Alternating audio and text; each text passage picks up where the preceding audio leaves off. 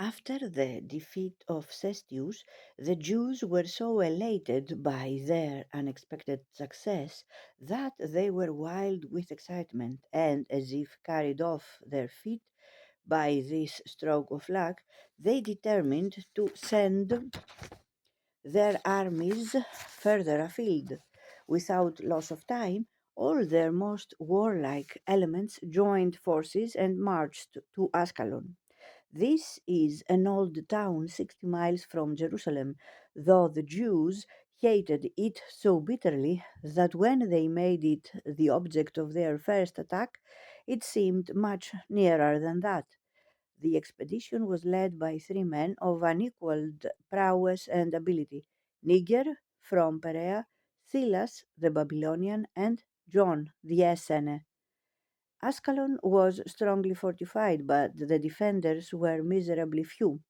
It was garrisoned by a cohort of foot and one troop of horse, commanded by Antonius. The Jews, in their fury, marched at a most unusual pace, and as if their starting point had been quite near, they suddenly appeared before the city. Antonius, however, had been well aware of their approach.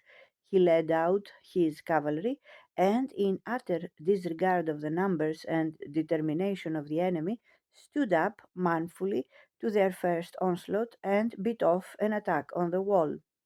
When raw levies were confronted by veteran troops, infantry by cavalry, undisciplined individuals by regulars who fought as one, men with nondescript weapons by fully armed legionaries, men guided by passion rather than reason by men who instantly responded to every signal, the issue could never be in doubt. When once the front ranks of the attackers were broken, they were routed by the cavalry and collided with units pushing forward from behind to assault the wall. Thus, Jew fought Jew, till the entire mass gave way before the cavalry charges and scattered all over the plain.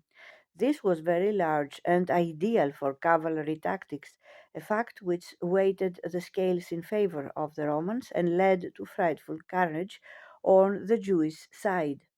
For the fugitives were headed off and turned back, and when they were herded together in their flight, the horsemen charged right through and slaughtered them by the hundred.